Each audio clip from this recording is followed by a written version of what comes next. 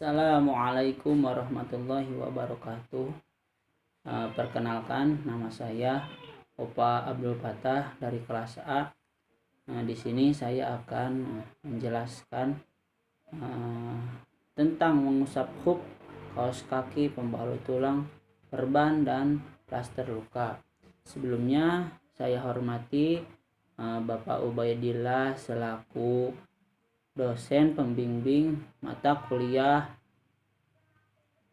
praktek ibadah. Oke, kita mulai. A. Mengusap hub dan jawrob.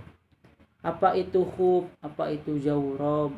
Hub, definisi dari hub adalah yaitu sesuatu yang dipakai untuk menutupi kaki atau menutupi kaki sampai dengan mata kaki atau lebih. Bahannya bisa berupa kulit atau yang lainnya. Sedangkan jawrob atau kaos kaki adalah penutup kaki yang terbuat dari kain atau semacamnya.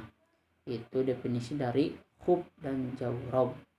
Adapun hukum mengusap hub dan jawrob dilandasi dalam Al-Quran dan Al-Hadis. Dalam Al-Quran dijelaskan pada surat Al-Maidah ayat ke-6, wamsahu biru'usikum wa arjulikum, yang artinya dan usaplah kepala-kepala dan kaki-kaki kalian. Yang kedua yaitu Al-Hadis. Di sini disampaikan oleh Jarir radhiyallahu an ketika beliau kencing, kemudian beliau mengusap hub, berwudu dan mengusap hub.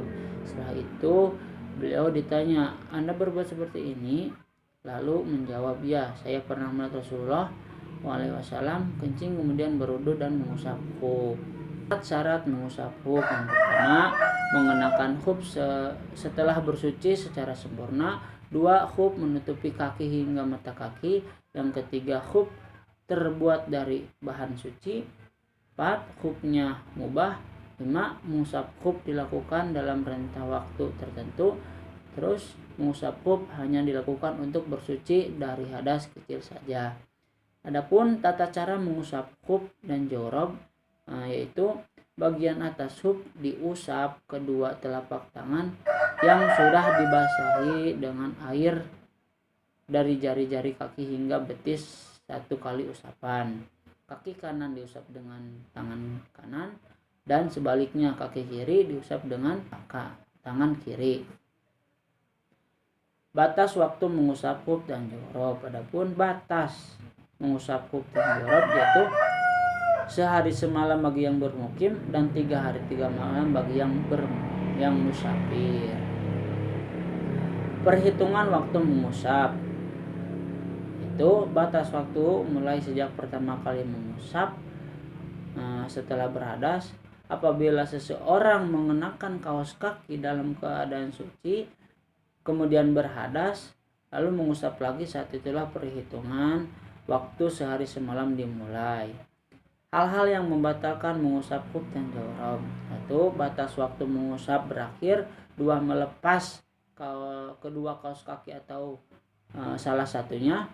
Yang ketiga yaitu terjadi hadas besar. Mengusap pembalut tulang, perban, dan plaster luka. Apa itu pembalut tulang, perban, dan plaster luka? Pembalut tulang adalah gipsun atau kayu ataupun semacamnya untuk mengikat tulang yang patah.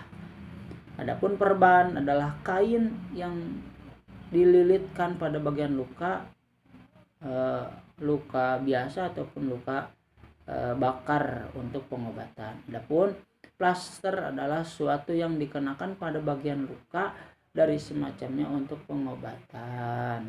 Dalil mengusap pembalut tulang. Diriwayatkan dari Jabir, ia berkata, suatu ketika ia berpergian, lalu seseorang di antara mereka terkena musibah, yaitu tertimpa batu sehingga kepalanya terluka. Setelah itu ia istirahat lalu bermimpi berhadas. Terus orang itu bertanya, apakah saya mendapatkan keringanan untuk bertayamum? Lalu temannya menjawab, tidak, karena kamu bisa, yaitu orang yang terluka itu bisa menggunakan air. Lalu orang itu yang terluka tidak bertayamum tapi mandi seperti halnya biasa. Lalu tidak lama kemudian dia meninggal. Lalu mereka menceritakan hal yang terjadi kepada Nabi Muhammad SAW. Lalu Nabi Muhammad SAW berkata, tidakkah mereka bertanya kalau tidak tahu? Karena obat kewaran itu adalah bertanya. Seharusnya ia cukup bertayamum, mengusap atau memperban lukanya dengan potongan kain, lalu mengusapnya dan membasuhi seluruh bagian tubuh lainnya. Syarat-syarat mengusap pembalut tulang, perban, dan plaster luka. Yang pertama, tidak melampaui bagian yang hendak diobati dan bagian lain yang diperlukan untuk memperkuat ikatan dan balutan.